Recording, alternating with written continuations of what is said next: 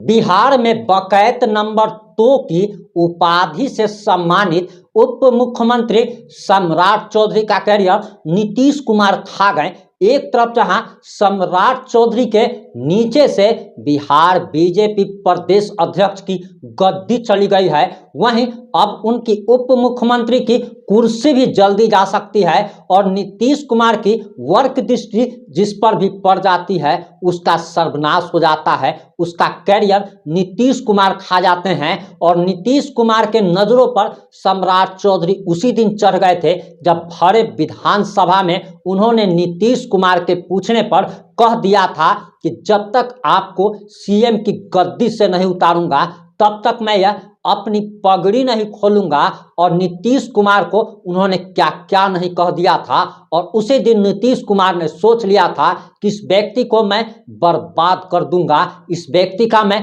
Career खा जाऊंगा, जैसे वह पहले भी कई नेताओं का करियर खा चुके हैं। और आपको बताते चले कि अब सम्राट चौधरी का अब सर्वनाश होना तय बताया जा रहा। एक तरफ जहां प्रदेश अध्यक्ष की गद्दी चली गई और दिलीप जायसवाल को बिहार बीजेपी का प्रदेश अध्यक्ष नियुक्त किया गया, वहीं डिप्टी सीएम की कुर्सी भी जल्द जाने वाली है। और आपको बताते चले कि बिहार में बकैत नंबर 2 की संज्ञा सम्राट चौधरी ने पाई है। पहले बकैत नंबर 1 की श्रेणी में अभी भी तेजस्वी यादव हैं और बताया जा रहा कि सम्राट चौधरी भी तेजस्वी यादव की तरह ही सिर्फ फेंकने का काम करते हैं। इनके भाषण में बड़े लंबे लंबे ये छोड़ते हैं और कहा जाता है कि प्रधानमंत्री नरेंद्र मोदी के बारे में कि वे फेंकू हैं, ज्यादा फेंकते हैं, लेकिन उनसे भी 2 कदम आगे सम्राट चौधरी निकल गए थे। ये कभी कहते थे कि अपराधियों को दौड़ा दौड़ा करके एनकाउंटर होगा, कभी लालू यादव को जेल भेजते थे,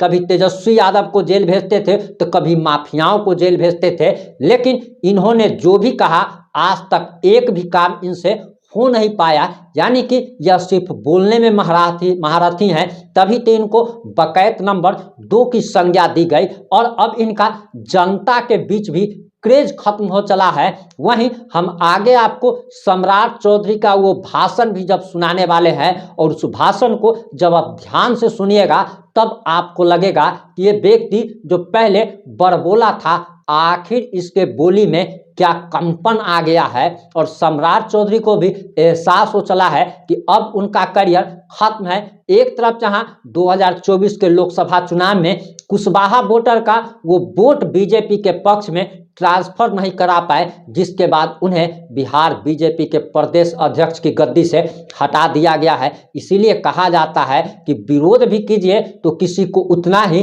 कि जब आप कल उसके सामने जाएं तब आपको शर्मिंदगी महसूस नहीं हो। लेकिन सम्राट चौधरी तो ऐसे बोलने लगे थे, इन्हें पता ही नहीं था। नीतीश कुमार, आपको बताया जाए कि दरअसल नीतीश कुमार काफी चतुर राजनेता हैं और पहले ऐसे राजनेता जो कि विश्व की सबसे बड़ी पार्टी कहे जाने वाली बीजेपी के सबसे बड़े दुनिया के सर्वशक्तिमान कहे जाने वाले नेता नरेंद्र मोदी को भी अपनी उंगलियों पर नचाने का काम करते हैं। और आगे आप सम्राट चौधरी का वो भाषण सुनिए।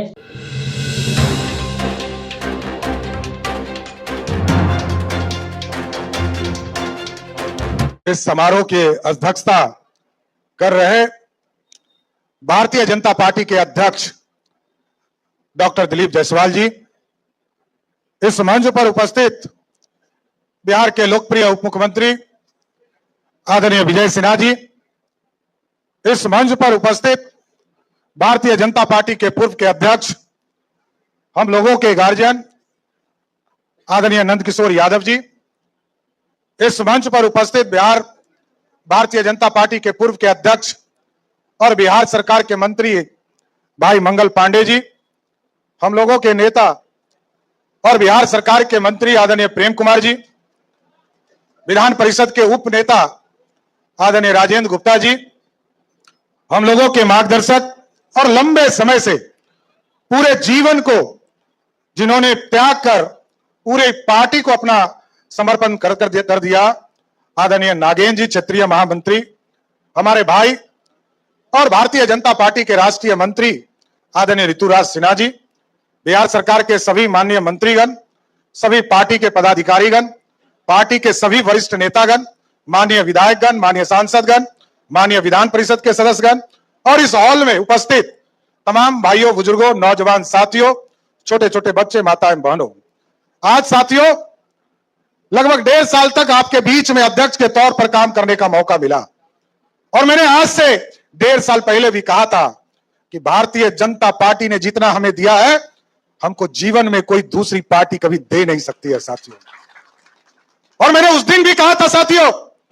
भारतीय जनता पार्टी लोगों को बढ़ाने का काम करती है। भारतीय जनता पार्टी ने हमें विरोधी दल का नेता बनाया, सरकार में मंत्री बनाया, पार्टी का अध्यक्ष बनाया और जब सरकार बनी तो बिहार सरकार में नेता बनाकर उप मुख्यमंत्री भी बनाने का काम भारतीय जनता पार्टी ने किया।